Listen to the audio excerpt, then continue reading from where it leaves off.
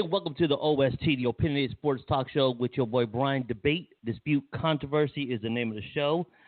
We got a lot to talk about. I got a lot going on here. Just give me 1 second here. I got to do something, of course.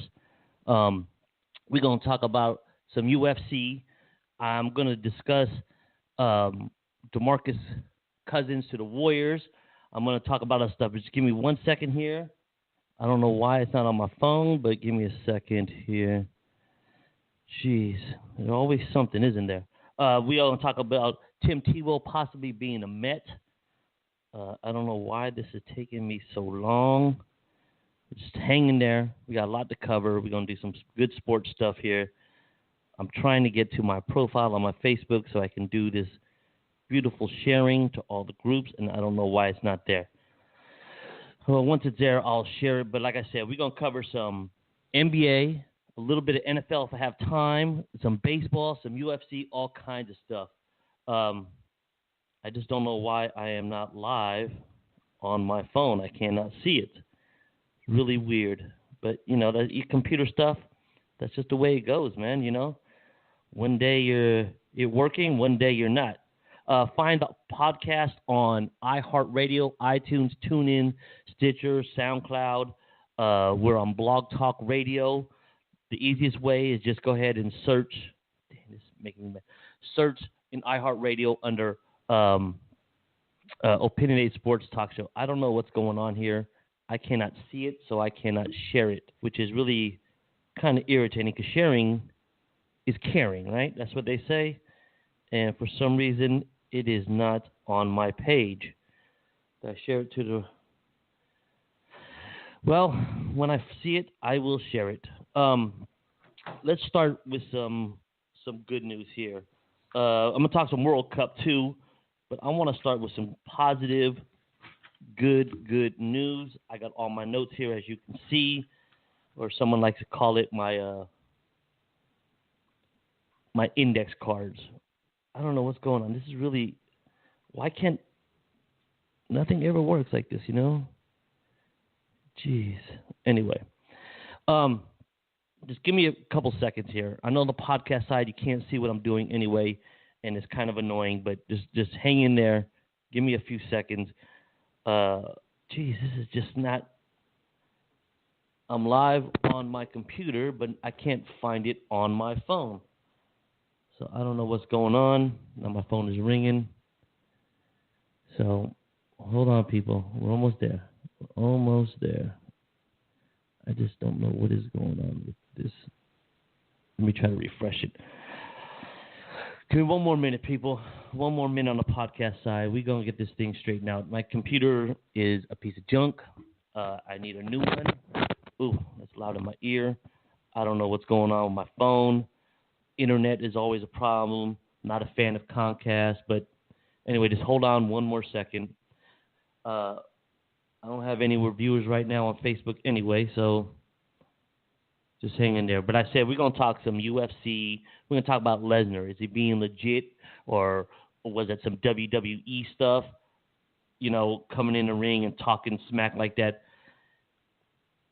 You know, I don't even think... Hold on 1 second. I don't even think Brock Lesnar actually... Jeez, this is so annoying, man. Oh, I hate computers. It really, really annoys me, computers. I just cannot stand... I don't understand. I can't stand when things don't work the way they're supposed to. When things are not supposed to run the way they're supposed to be, it really bugs me. But I don't know what is going on here. It's just annoying. It's not. I can't find it on my phone to share to the groups, and I can't share to the groups on there. It's just, oh man, I don't know. I'll hold on 1 second here. You guys just got to hold on the podcast side. I know this has got to be annoying for you guys. Comcast has got to be the worst company ever. Let me just say that. There's always issues with Comcast. My internet, my cable, always something. There's always something wrong. Like I can't even, my phone's not even loading. I've got the thing spinning at the top of my screen. And I don't know how they get away with that. I just don't understand how Comcast company says they provide all this great service and they actually provide pretty bad service, and the customer service is even worse. I've been on the air for 5 minutes, and I cannot find my show on my phone, and that's because the internet is not working. Jeez, this is, I don't know. But I guess whenever it decides to work, we'll get going. But let me start with some good news here. Those kids that were stuck in Thailand, they have been rescued. Well, not all of them. 4 more were rescued today and freed at that Thai cave site on the second day of extraction. I'm still trying to do this end talk, and it's really, really, really annoying me how it's not working. But 4 more boys have been freed from the Thai cave site on the second day of extraction. I can't get my groups to share on Facebook. It's really, really bad here. I don't know why. But anyway, they've been stranded for more than 2 weeks. If you don't know the story, it's kind of a sad story, but good things are happening. There've been a total of 8 rescued yesterday.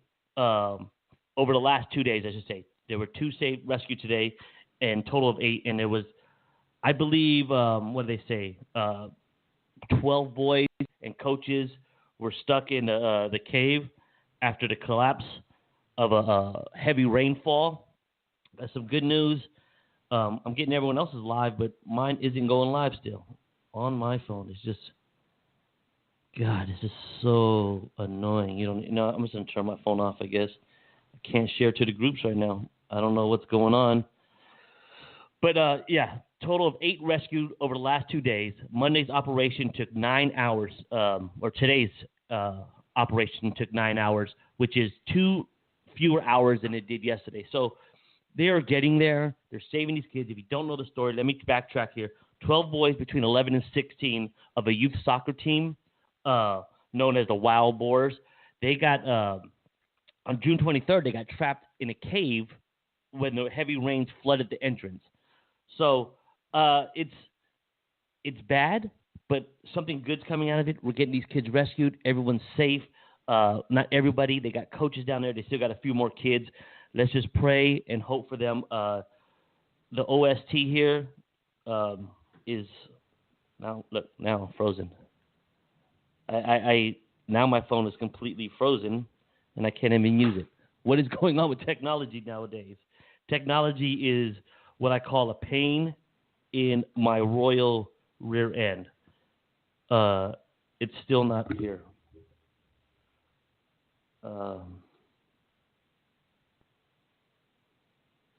I don't know what to do. This is really kind of annoying here. I'm going to go ahead and end the video with the live Facebook because it's not working.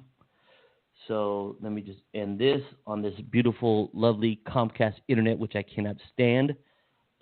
Delete the video. I'm going to go live again. But let's talk on the podcast side. Like I said, 4 boys have been freed from the Thai cave site on the second day of extraction. There was 6 saved, I believe, 4 saved the other day. And so there's been a total of 8 rescued in the last 2 days. And there's only, I believe, they said 12 boys total down there. So they are getting those people saved. So that's a good thing. The Navy SEALs in Thailand are actually are the ones saving these people. They're in charge of the rescue and all that stuff. So they're in good hands because everyone knows that the Navy SEALs are very. Oh, there we are. I had to restart it here. Now everyone just hold on the podcast side. Disregard. Jesus, this phone is something else. Share the group. Oh, here we go. To the jungle. Anything sports. Sports all day. Hard hit up. While we talk sports. I finally got it. The podcast side. I am sorry for this annoying because I do a live. There we go. There we go. Now we're good. Welcome, Facebook. Share it to all the groups. I was talking about the kids that have been rescued in Thailand, the soccer team. 4 more boys were freed from the cave today. So there's a total of 8. Then the second day of rescue by the Thai Navy SEALs who are leading this rescue. If you don't know the story, I'm going to repeat it again. There has been 12 boys, coaches, 11 to 16 years of age, were trapped in a cave in Thailand on June 23rd, when a heavy rainfall caused the flood to the flood entrance, and they couldn't get in or out. But they've been saved. That's good news. So it's a good thing. Let's go over to some UFC. I'm way behind schedule here. I got a lot to talk about here. We got some football, baseball, no baseball. So, Tim Tebow. Is Tim Tebow going to make the pros? I'll talk about that if I have enough time. Some NFL. I'm going to talk about Kirk Cousins going to the Warriors, how everyone's they're all over. I don't understand why people don't wish others success. I just don't get it. We'll talk about that. But let's talk about some UFC.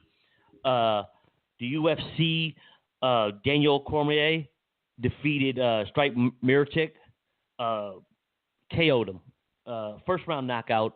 This guy, I've never been a DC fan. I don't really like wrestlers. They kind of make the fight a little bit slow, a little bit boring, I think, sometimes in UFC. But I give credit where credit is due. I try not to hate. I try not to nitpick things. I give my opinion. That's why I call it the Opinionated Sports Talk Show. We debate, we dispute, and we cause controversy on the show here. But I'm not a big Daniel Cormier fan. I didn't really like Stripe Miocic either. I'm not even know if I'm saying his name right, but Daniel Cormier fought good. He came out there and he leveled him. I mean, he KO'd him first round, knocked him out. Now he's Daniel Cormier is a champion 2 divisions, the heavyweight and the light heavyweight division. It was a short right hand. It was a punch that I didn't even see coming. He's not a knockout person. He's a wrestler. He came at him at a good angle, and I don't think Miocic was ready for him. Dana White said that. Well, it's funny because I'm jumping ahead here because I'm trying to get this. Miocic held some records. He was the most consecutive. He had the most consecutive title defenses. He was the longest reigning UFC heavyweight champion in a long time. Very good fighter. But Daniel Cormier just came in and flattened him. I was really, really surprised that it happened that well. And then what made it interesting was Daniel Cormier did something I didn't think was smart. It kind of, well, let me say, after the fight, the interview, he grabbed the microphone and he went out and he called out Brock Lesnar. Now, I don't think Brock Lesnar was ringside. He told him to get in the ring. I didn't understand it because I don't think, first of all, Brock Lesnar has been tested positive for performance enhancement drugs, PEDs. He is currently suspended. He's in the WWE, and he doesn't deserve a chance. He hasn't fought in a long time, and when he did fight, he was obviously under, what do you call it, the influence of PEDs.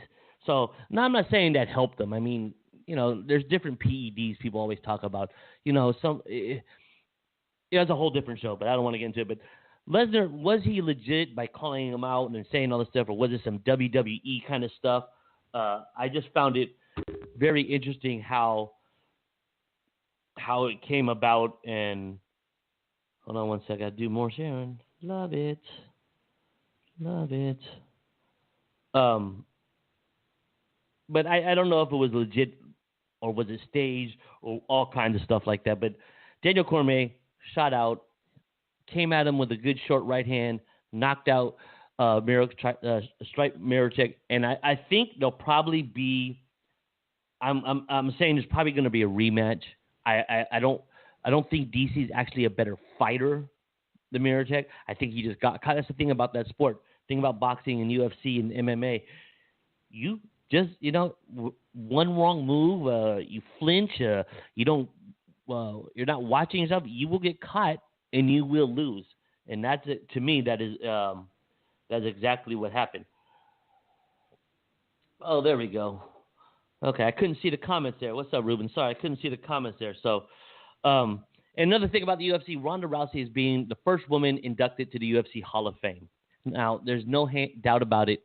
Hands down, she deserves it. Now, Dana White, before this, I believe in like 2011, he said, or 2000, I believe it was 2011, he came out and said, there will never be any women in the UFC. Dana White, who is a legitimate president and he's very good at what he does, he's eating crow because Ronda Rousey changed that whole. She revolutionized the UFC in the women's division. She's the first woman to be inducted to the UFC Hall of Fame.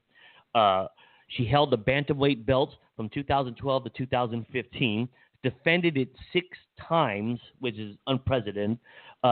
She won her first 12 professional fights in MMA fights, 6 in the UFC. 11 of the 12 fights ended in the first round. All 12 were by submission. She won the judo gold medal at one time, a bronze medal, I should say.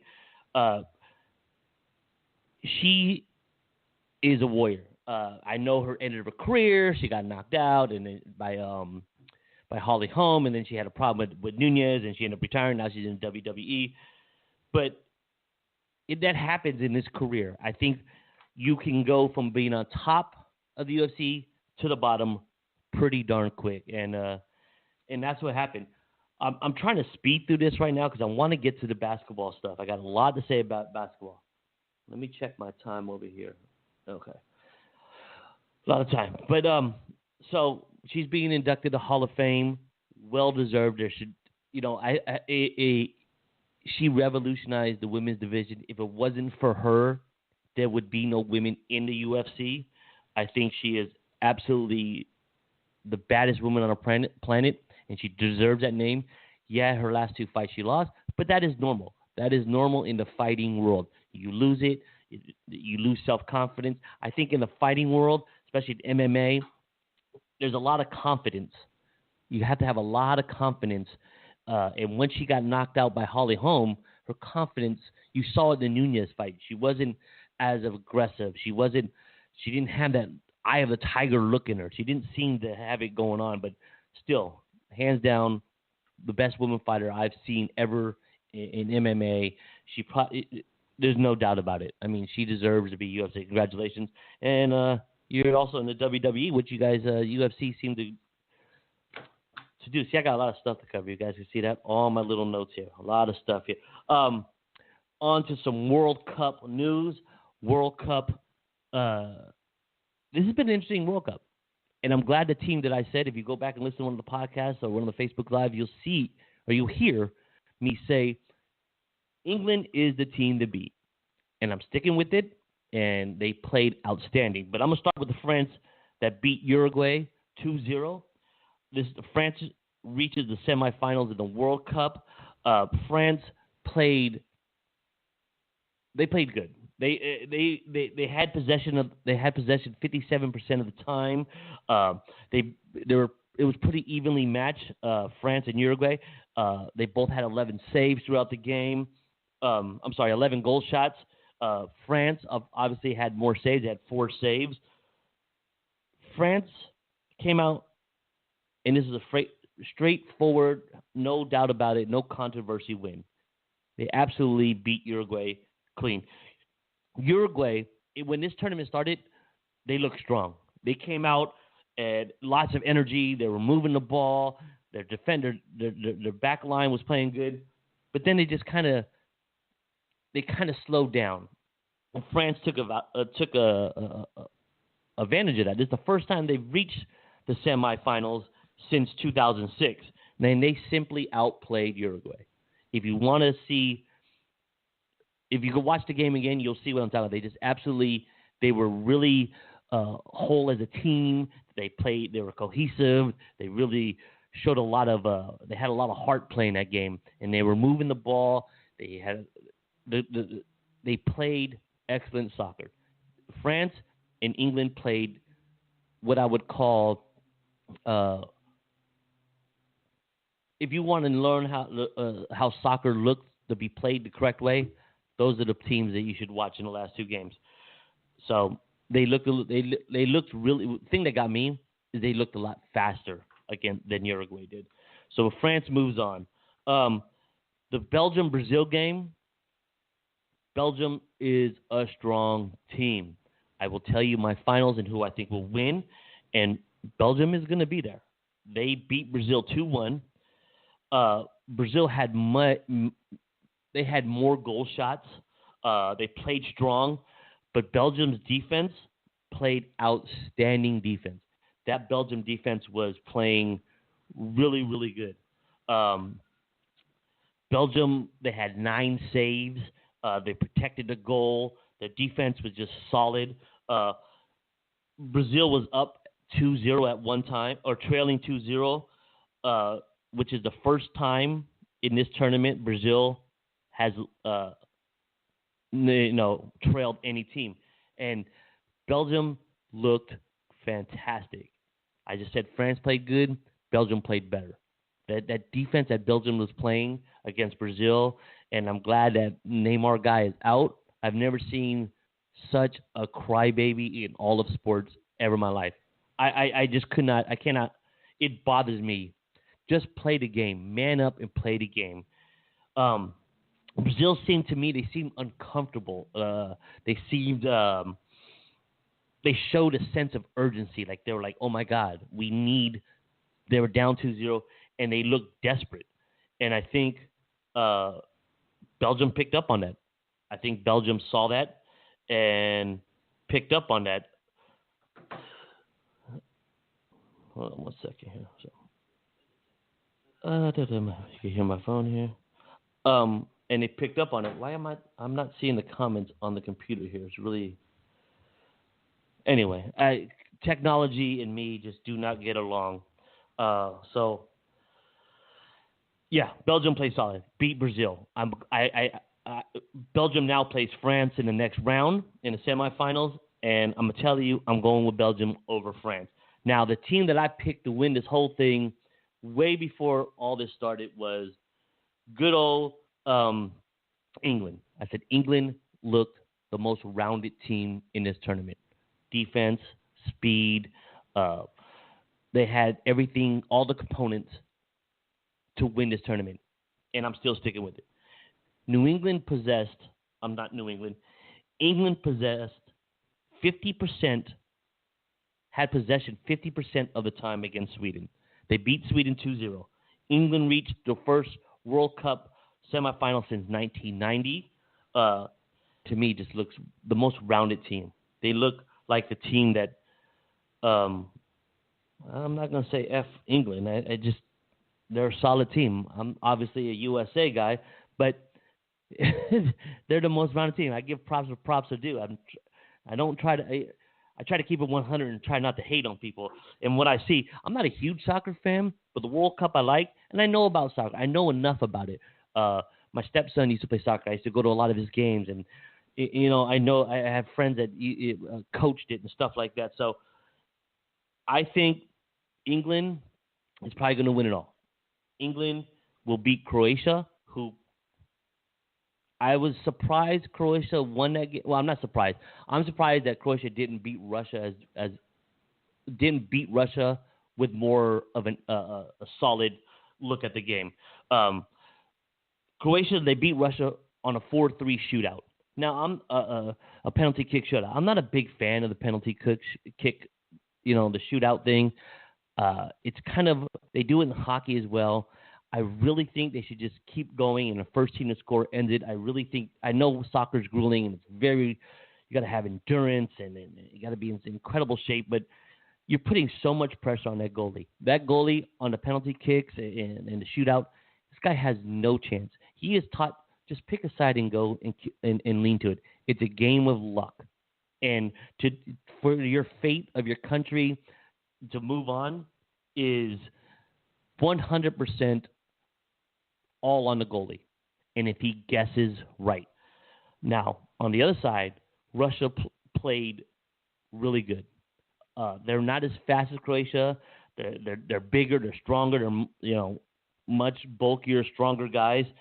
But they played a lot. This is a second shootout for Russia in a row.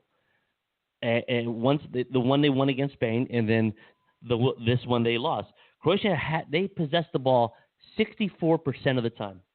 64%, not 57, not close to half, over more than half, obviously, if you don't know math. 64% is a lot more than 50%. And they still could not get it done in regular time. Russia battled back. They were down. They battled back and won. I was rooting for Russia because my wife's from Russia. So, got to stick with the home, my home team's not in it. And then Mexico was out of it. So, I think that Russia had a very good chance. This is also the second time Croatia has won on a penalty kick in this tournament. And that's I think the second time it's happened. Mexico in 1986, they lost in the quarterfinals on a penalty kick shootout, and Italy in 1990 in the semifinals. So now it's France versus Belgium, and then you got Croatia versus England. Now the Belgium-France game is going to be the better game. I'm going with Belgium. England should easily beat Croatia. If Croatia played like they did last year, and they didn't hand a big L to the Russia team, who's notoriously not good at soccer. They've never gotten this far, I believe, in their history. So I just think England will destroy Croatia, and it will be England, Belgium, and I think England should win it all. I said it way before when the tournament started. I don't know, the sudden death thing. I'm not a fan of the shootout. It's fun. It's interesting. It's it's kind of cool, man. But how much skill is involved? These guys are professional soccer players. Kick the ball in the goal is the ultimate goal, and they practice that all the time.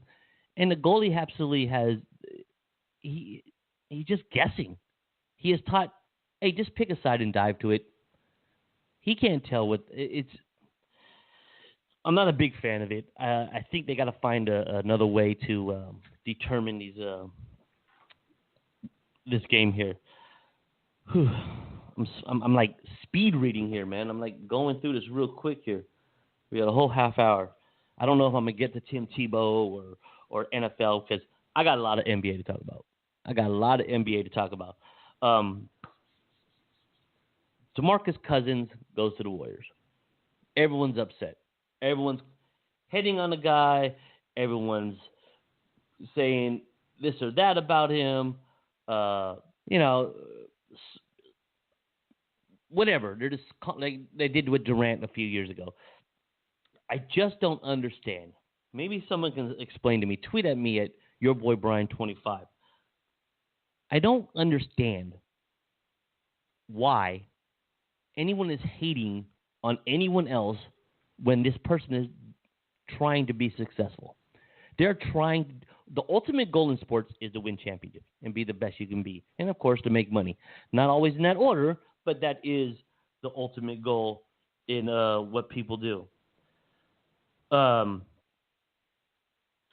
So I just like my own podcast. That's pretty funny, my own show. So DeMarcus Cousins getting all these people talking all this back. I just don't get why you're upset. And there's stuff about competitive leagues and super teams. Hey, you know what? It is 100% fine. Super teams, who started it, who did it. LeBron's the one that did it. Kevin Durant's a cupcake. DeMarcus Cousins looking for the easy route. Absolutely. And it's 100% fine. Competitive. The league is very competitive already. You have a lot of stars in the MMA. If you can't, in order to beat the best, you're going to have to beat the best. Words of Ric Flair. To be the best, you have to beat the best. And this is upping everyone's game. The game has changed fast. A lot smaller guys playing at the number 5 position. You just have to adapt. There's a difference between good players and great players. That's what I've always said. You can be a good player in any sport, baseball, football, hockey, whatever. You can be a good player. But in order to be the great player that these great players are, you have to adapt. You have to change the game. Now, the ownership of the Golden State Warriors absolutely changed the game. Now these other owners, the other general managers, they have to adapt. And you can't be mad at a player going to another team that gives them the best chance of winning, because that's the ultimate goal in every player's career. Hey, I want to win an NBA title. I want to win a Super Bowl. I want to win a World Series. I want to win a Stanley Cup. I want to win the World Cup. That is the ultimate goal from the childhood. Whoever sits there when they're a kid and go, okay, bottom of the ninth inning, bases loaded, down by 1 in regular season ball. No, you always say Game 7 of the World Series. You ever been on the court by yourself shooting around basketball? 3, 2, 1, we won the championship. You make the ball. You don't say, oh, we won the game. The ultimate goal in life since you're a child, these athletes, is to win championships. And in order to win championships, you give yourself the best opportunity. Are you telling me you didn't want DeMarcus Cousins going to the Warriors, going to another team to make the league more competitive? It did make the league more competitive. Now everyone else has got to step up their game to get to these Warriors level. And let me just tell you this. I'm not 100% sold that DeMarcus Cousins is going to fit in this Warriors system. We got him on a deal, $5.3 million for 1 year. He's coming off an injury. He may not even play until like December, Christmas, end of December, January. And how much impact is he going to have on this? Yeah, he had options, but there was always money involved. They said that he woke up Monday morning with no offers.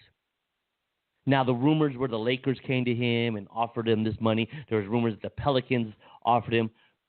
All were not true, just rumors, just started by people that are hating on DeMarcus Cousins. It really confuses me. I don't see why people are hating on players or people in life that want to better their career, better themselves. LeBron going to L.A., marketing genius. He just remarketed himself. Okay, he was in Cleveland, right? He was drafted by the Cleveland Cavaliers. What's in Cleveland? The Indians, haven't won a World Series, made the playoffs last year. We know the Browns suck. He put Cleveland on the map just from playing basketball.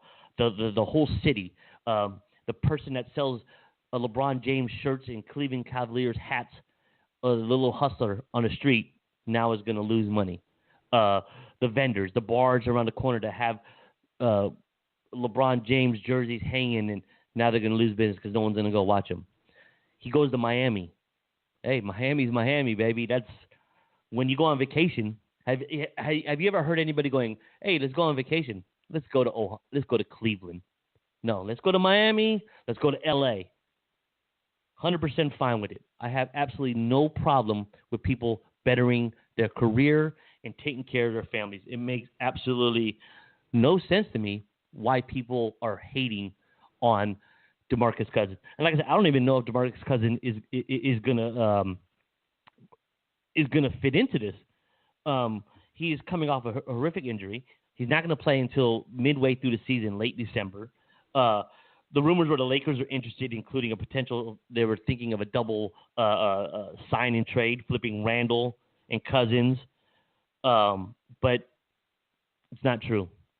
It was overstated, overlied. The only team that was really interested in him but didn't make an offer was the Portland Trail Blazers, which would have fit really good. But I got a whole stuff here, and I'm just not going to go through it. What he brings to the Warriors when he does, and if he comes back healthy, and if he can play Boogie Cousins kind of style of basketball, it's going to be, the Warriors are using $5 million for a half a year. That's what they're using him for. They still got Looney. They still got Zaza. They still got. We don't need JaVale. He's gone in L.A. Good for him too. Move on. It's not a huge upgrade. Yeah, I was excited when I saw it on my last show. I was like, oh, we won the championship. But let's just put this in perspective. How effective is he going to be?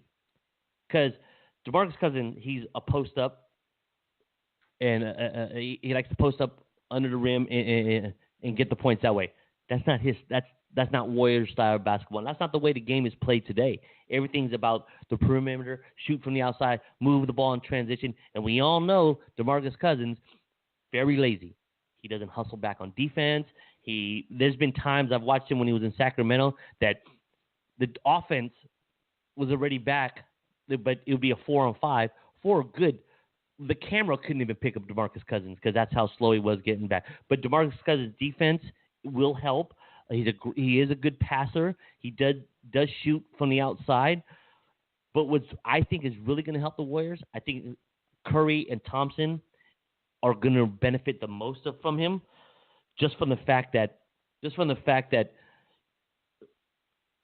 Hold on one second to plug this in. Just from the fact that these guys have never had such a presence on a screenplay. Trying to run through DeMarcus Cousins is not going to happen. Now, my concerns are his health. How much health, when he gets better, how much is he going to be? Is he going to be the old DeMarcus Cousins or going to be a new DeMarcus Cousins? You know, if you look statistically wise, if you look at analytics, people that come back from this injury that he has, they've never come back full 100%, I should say, 80, 90 at the best. And none of them have been the size of DeMarcus Cousins. So people that are hating on him and all this stuff, the dude's not going to play half the season. Who knows if he even comes back full strength? AD over in New Orleans was rallying for him, but they had a young kid, I can't remember his name. They signed him before they signed DeMarcus Cousins, which makes sense because his injury is unpredictable. We don't know how well he is when he comes back. So we're renting him for a half season. If he plays well at the end of the year, will he be signed? Is yet to be seen. I don't think personally he will. I think he's going to move on and try to get more money. This is how do I say it? This is a rehearsal. This is a rehearsal for DeMarcus Cousins because he wants that contract next year. There was an interesting thing I read here. I can't find it right now. But anyway, defensively he's going to improve the Warriors, but he's not going to make this team 100%. You know, they're not. I said last week, I'll take it back. I'm wrong. They're not going to win 75 games, 73 games like they did a few years ago just because of DeMarcus Cousins. He's going to play sparingly. We don't know if he's coming back healthy at 100%. We're not even 100% sure when he's coming back. So it's a situation that we have to see unfold. But people hating on him because first of all, no other teams really made him offers. All that stuff about the Lakers and Pelicans making 100% not true. Okay? 100% not true.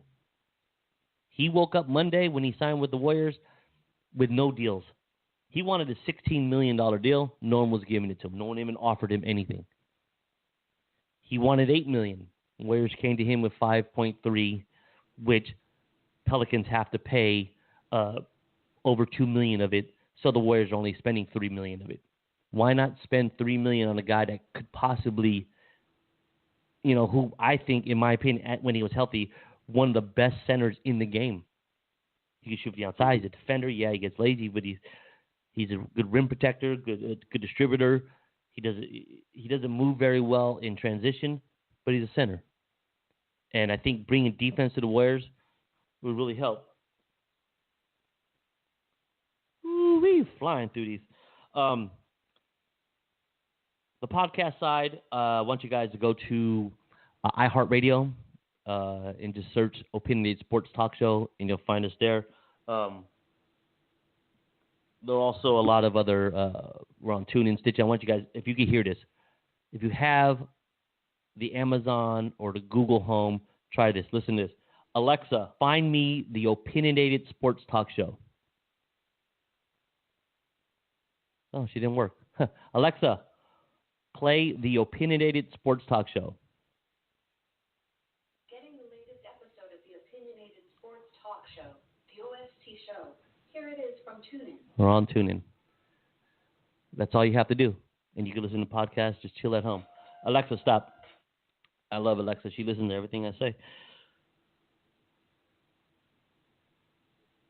I don't know if he's going to be well worth the contract. Yeah, he is worth the contract at the $3 million that the Warriors have to pay. He's going to be worth it because he's only going to play half a season, and he's going to help. He's probably going to play. At one time, we will have 5 All-Stars starting. How much health?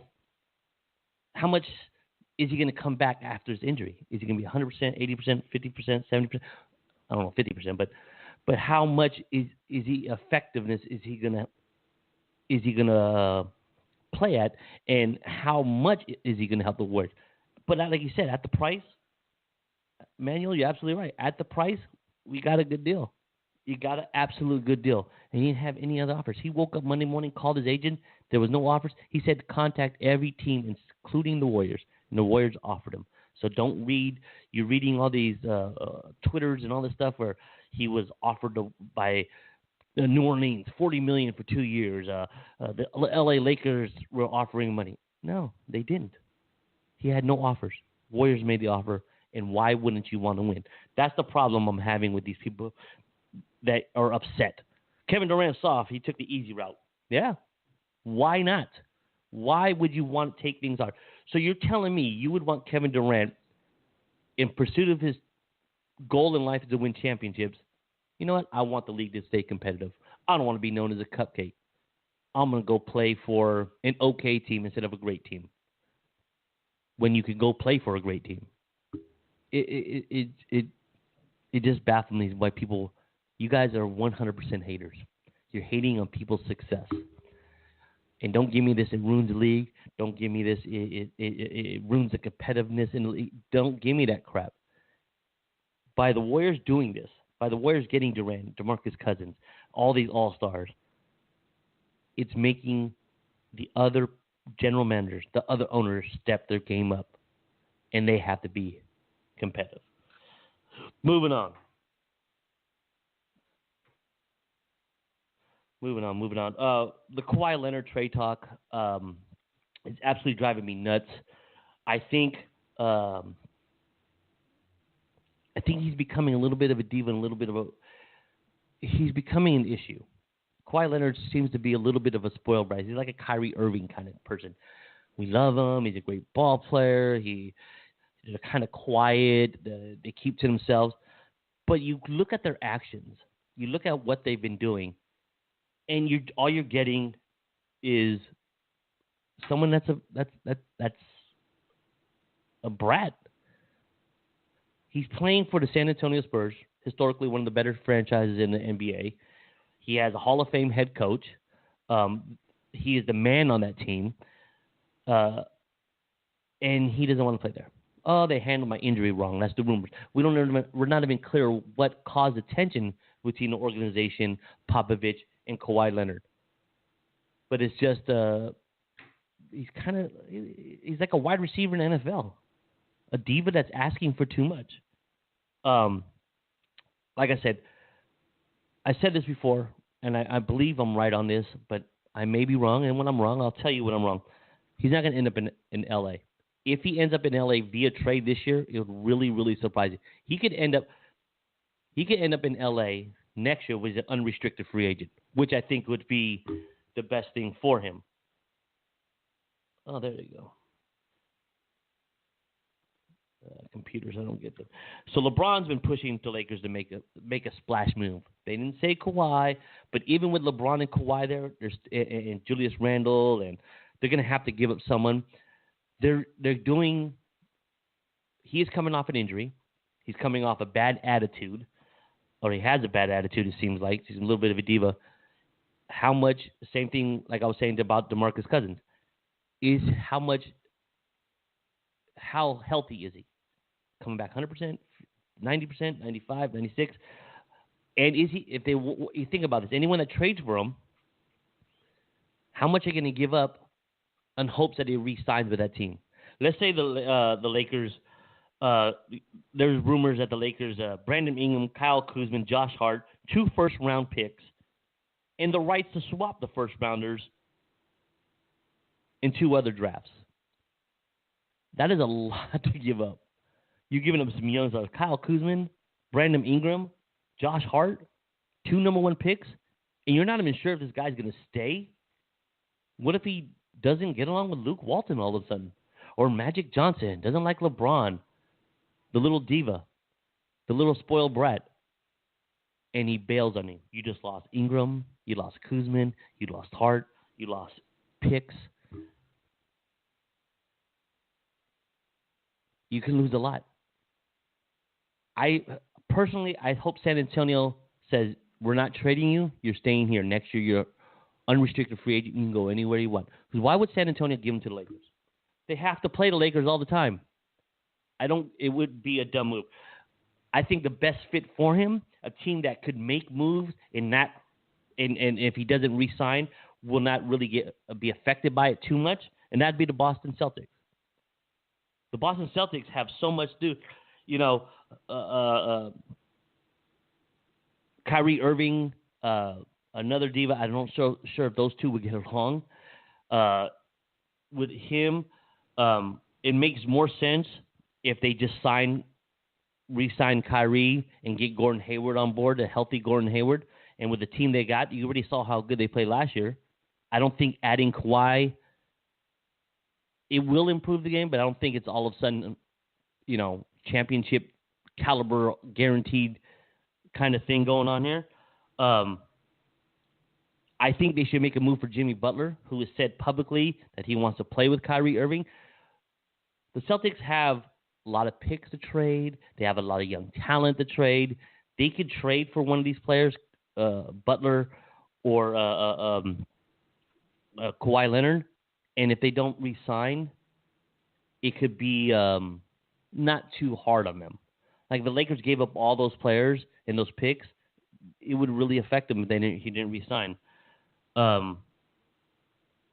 So the latest rumors are Toronto making a big move for him. Now, I think if he wants to go to the NBA Finals, he has to go to the East. The East is pretty much wide open. So I would go to the East if I was Kawhi Leonard. Boston, 76ers. 76ers next year have $80 million, will be around $80 million underneath the cap, so they'll have a lot of room to make moves. The Raptors, I like this, but they can't give up they can't give up Rosen for him. They cannot give up Rosen for Kawhi Leonard, because in the NBA now, which the Warriors have created, is you need more star players. You're not going to win with 2 players that are star players. You need 3, possibly 4.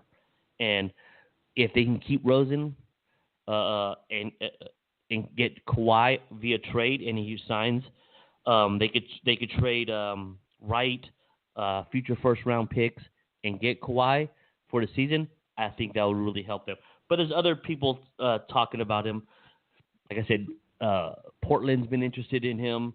The Nuggets, the Wizards, the Kings, a lot of teams interested in Kawhi. Why not? He's probably one of the top 3-5 players in the NBA right now when he's healthy. Is he going to come back? I would say the East would be the best bet for him. The East. Let me check my time. I don't think I'm going to get to any football. A lot of basketball. I don't think I'm going to get to football. Carmelo Anthony. It didn't work in OKC. I said it wasn't, and I was right, and it's not going to work. They saw it. They won 48 games, knocked out the first round.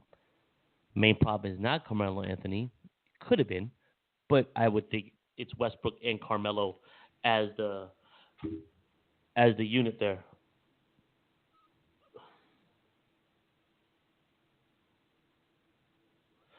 But so Oklahoma has released them. The OKC, the Thunder, is negative in historic fashion of $310 million in payroll and luxury tax bill.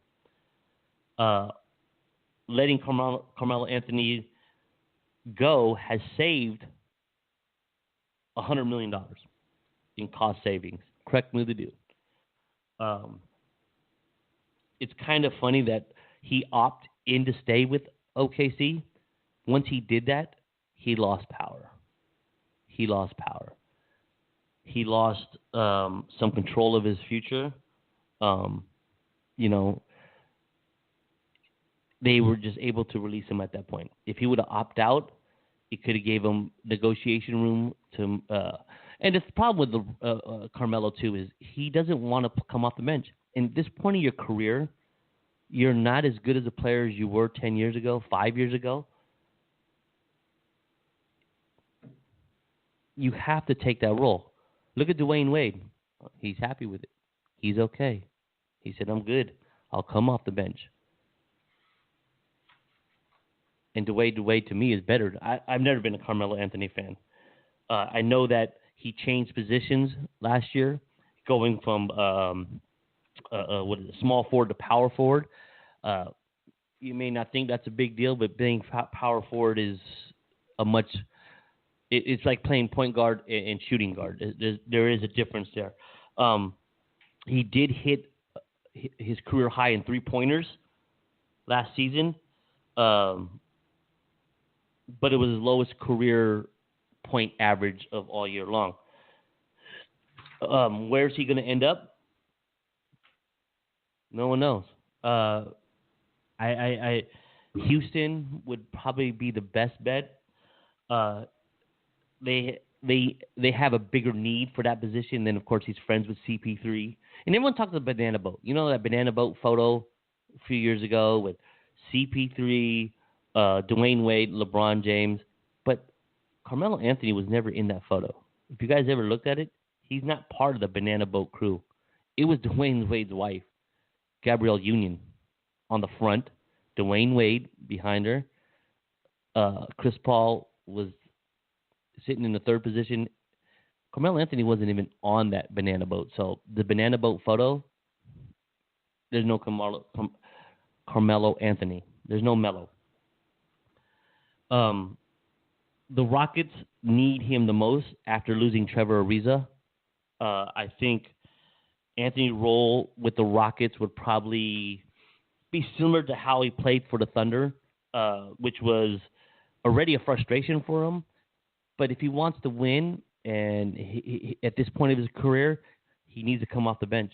Now, there was also rumors that he wants to go play with LeBron. LeBron is not pulling for him. I just don't see him fitting into that system. Carmelo Anthony, to me, I don't see fitting into any system. He's a very tough player. No one wants to play with him. He's like the Russell Westbrook, I guess, to me. There's a reason why with every team, he's been on good teams and can't win playoffs. There's a reason for it because he doesn't step up his game. He doesn't take leadership. He doesn't, motivate players by his style of play. And with the league changing and 3-pointers and moving the ball in transition, and Carmelo Anthony has refused to change his game. LeBron wasn't typically a 3-point shooter in his career, but he saw the game change. Now he can hit threes. Look at people like DeMarcus Cousins, who we were just talking about. He wasn't a 3-point shooter. Paul Gasol wasn't a 3-point shooter. The game's changed. They were like, oh, you know what? Game's changing. I need to change. The difference, like I said earlier, between good and great is adapting. It's changing. When the game changes, you change. And he's refusing to do that. So I think he'll probably end up in Houston, and he'll be a little bit of an impact. He's not going to help too much. We know throughout the season he scores a lot of points, but when it comes down to crunch time, we'll see how all that works out. But I just don't think he's the type of player that will complete a unit. He's not the missing piece of a team that is going to I'm just looking at my phone here, guys. I don't see him being. I got text messages here.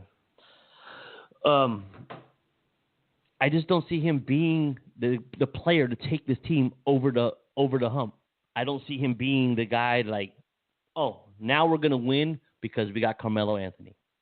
It didn't help in OKC. It didn't help in New York. It didn't help in Denver. He played with good players. But he's not the missing component. But he'll probably, I think, there's a possibility he could end up in Miami, but they're not going to win in Miami. Maybe get to the playoffs, play with Dwayne Wade. But I think he'll probably, my opinion, he has a better chance of winning and playing and being utilized in the correct way is at San Antonio. I'm sorry, not San Antonio. I am tripping. I just saw another San Antonio notes here. Is Houston. I'm sorry. I think the best place for him to end up is Houston. Oh, man. What do we got? Oh, wow. I only got 3 minutes. I can't get to the football, people. Let's talk for the last 3 minutes. Well, the football season's coming, and I can't wait. It's here. Basketball is the free agents carousel's been going on, been pretty interesting. I still got to sit down and do my whole NFL prediction preview. I'll do a little bit. I got about 3 minutes. I'll do the NFC East. All right, let's do some NFC East right now. The team to beat is going to be Philadelphia. They got Carson Wentz coming back. He, was playing brilliantly last year. He was being talked about MVP before his injury. So I think Eagles are the team to beat in the East. They'll probably, I'm guessing, 11-5, 12-4 season. They do face 7 teams that made the postseason last year. But the good thing is they have 19 other 22 starters returning. That's impressive. I think the next team to be in a division that's going to have a good year will be the Dallas Cowboys. I see them going 9-7, 10-6. The Cowboys have 7 games as well. I got it right here. 7 games against teams that made the playoffs last year, including 2, of course, because they're in division, against the Philadelphia Eagles. And I think they're going to have struggle with the Giants. The Giants are definitely going to improve this year. They're not going to just win. They'll double their wins. They're not going to end up only winning 3 games. I think the Giants will probably play 500 ball. They got a star running back now. They got a new left guard. Odell Beckham's back. They have made improvements. It all hinges on how Eli plays. Seconds. I got 90 seconds, as you just heard. But the first 7 games for the Giants are going to be really tough. They got to go against the Jags, Cowboys, and Texans right away. So, and of course, Washington will be maybe 500, under 500. I know they got Alex Smith. I don't see that as an improvement. You know me and Alex Smith.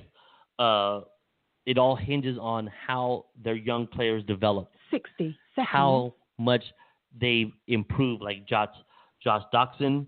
And are they going to stay healthy? They had a lot of injuries last year. They have too many holes. I just seen on the defense side that is not going to help them elevate their game. Alex Smith, great manager, ball controller, very high NFL football IQ, but it's just not going to be easy for the Washington Redskins. But thank you guys for listening to OST Debate Dispute Controversy. Tweet at me at YourBoyBrian25. Follow me on Instagram at YourBoyBrian25 as well, or YourBoyBrianOST actually on Instagram. Find all the podcasts on iHeartRadio and Apple Podcasts. We're all there. Thank you guys for listening. Been joy. I won't be back next week. I'll probably do Tuesday, Wednesday next week because I'm going camping this weekend with the family and my friends. I love you guys. Have a safe week.